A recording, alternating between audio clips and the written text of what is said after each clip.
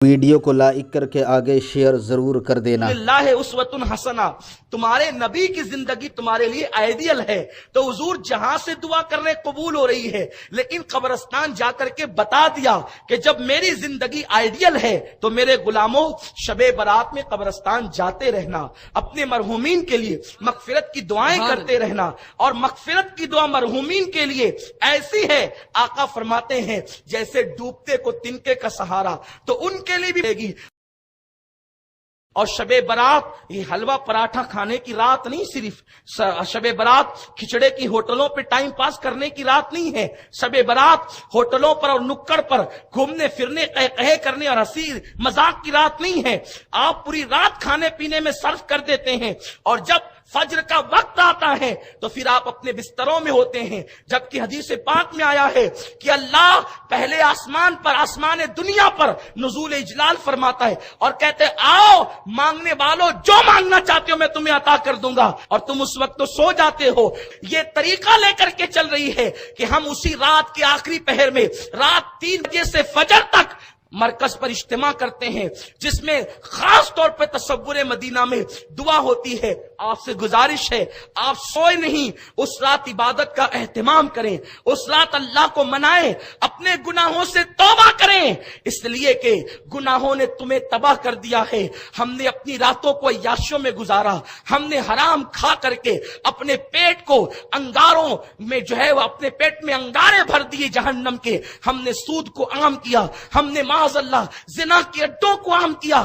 اب آؤ رمضان شریف کی آمد سے پہلے اللہ تبارک و تعالی تمہیں رات عطا کر رہا ہے، شب برات، اللہ کی بارگاہ میں سچی توبہ کر لو، کیونکہ میرے آقا فرماتے ہیں گناہ سے توبہ کرنے والا ایسا ہے جیسے اس نے گناہ کیا ہی نہیں۔ بس جاتے جاتے آخری بات عرض کروں، اللہ سے معافی مانگ لو، رب کی بارگاہ میں توبہ کر لو۔ کسی بزرگ کا قول ہے، اللہ اکبر، جب وہ بستی میں گھومتے تھے مجذوب بزرگ کہتے تھے لوگو اللہ سے صلح کرو، لوگو اللہ سے صلح کرو، لوگو اللہ سے صلح کرو۔ جب قبرستان میں جاتے تو کہتے اللہ ان قبر والوں سے صلح کر، اللہ ان قبر والوں سے صلح کر، اللہ ان قبر والوں سے صلح کر۔ کسی نے کہا بابا بستی میں کہتے ہیں کہ لوگو اللہ سے، اور قبرستان میں کہتے ہو کہ اللہ قبر والوں سے صلح کر، کیا بات ہے؟ فرماتے ہیں جب تک مومنین زندہ تھے، جب تک انسان زندہ تھے، اللہ کہتا تھا بندے آ توبہ کر میں تجھے معاف کر دوں، بندے آ مغفرت چاہ میں تجھے بخش دوں۔ اللہ ان کی زندگی میں ان سے صلح کرنے کے لیے تیار تھا، تو میں کہتا تھا وہ تیار ہے، تم صلح کر لو، معافی مانگ لو تاکہ عذاب میں گرفتار نہ ہو جاؤ۔ لیکن جب یہ قبر میں آ گئے، اب ان پر توبہ کے دروازے بند ہو گئے، تو اب یہ معافی مانگتے اللہ سے عذاب میں گرفتار ہو کر۔ تو میں کہتا ہوں کہ اللہ ان سے صلح کر لے، کیونکہ اب یہ صلح کرنے تیار ہے، مگر اللہ ان سے صلح کرنے تیار نہیں ہے۔ تو اللہ نے زندگی دی ہے، اس کا فائدہ اٹھا لو، سچی توبہ کر لو۔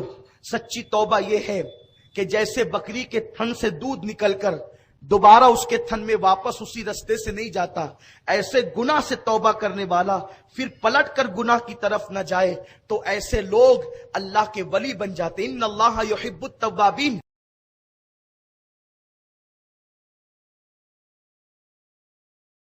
سے کیسے بن گئے؟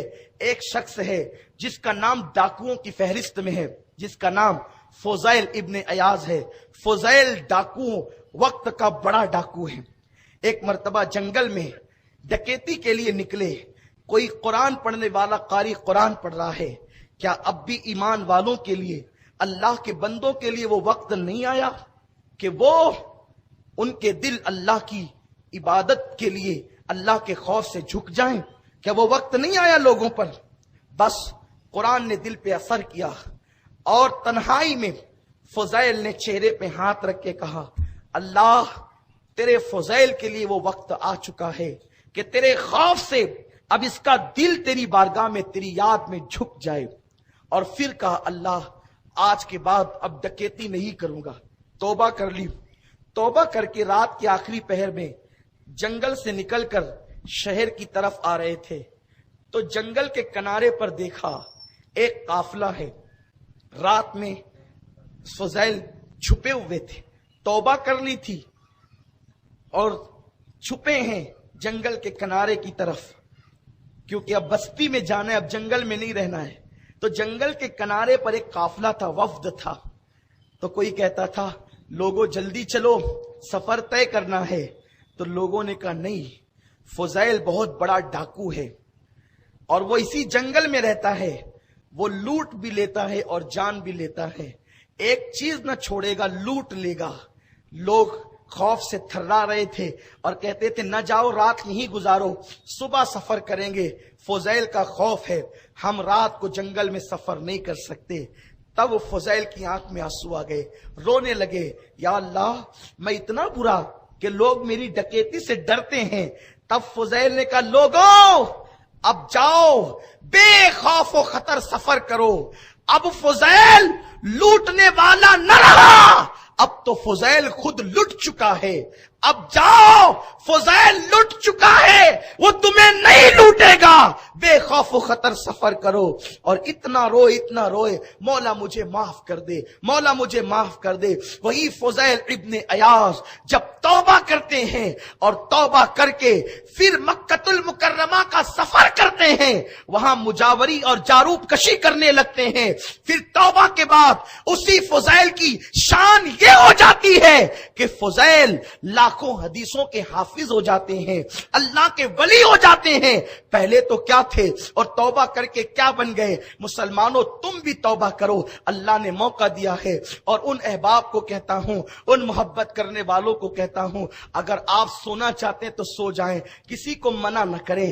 اس قوم کو اللہ کی بارگاہ میں جھکنے کا وقت نہیں ہے. انہیں جھک رہے ہیں شب برات میں، کم از کم ایک رات میں جھک رہے ہیں، ان کو جھکنے دو. یہ رو رہے ہیں، انہیں رونے دو. یہ گڑگڑا رہے ہیں، انہیں گڑگڑانے دو. ذرا انصاف سے کام لینا صاحبو، کہ تم لوگ اب کہتے ہو کہ نفل پڑھنا بھی بدعت ہے. بتاؤ یہ نفل کب سے بدعت ہو گئی؟ اللہ کی عبادت بھی کوئی بدعت ہوتی ہے؟ قرآن تو یہ کہتا ہے وَمَا خَلَقْتُ الْجِنَّ وَالْإِنسَ إِلَّا لِيَعْبُدُونَ، انسان اور جنوں کو صرف اس لیے پیدا کیا کہ وہ عبادت کرے. اب عبادت بدعت کب سے ہو گئی؟ سوچو تو صحیح. ایسا نہ کرو، اس قوم کو اپنے اللہ سے رشتہ جوڑ لینے دو. یہ کہاں آتے ہیں؟ کم از کم شب برات کے بہانے، معراج کے بہانے، قدر کے بہانے مسجدوں میں آتے ہیں تو آنے دو. انہیں شکوک میں مبتلا نہ کرو. ارے مولا علی کا فرمان تو آپ کو بتاؤں، حیرت ہوگی. دراصل علم کا فقدان ہے، جہالت ہے، کتابیں نہیں پڑھتے، اس لیے غلط باتیں عوام میں عام کرتے ہیں. فجر کا وقت ہے، مولا کائنات مسجد میں نماز کے لیے آئے، بیٹھ گئے، وقت نکل گیا. وقت سمجھ رہے ہیں؟ وقت نکل گیا. ایک بندہ عوام میں سے آیا اور ابھی طلوع ہو رہا تھا سورج، نماز شروع کرنے لگا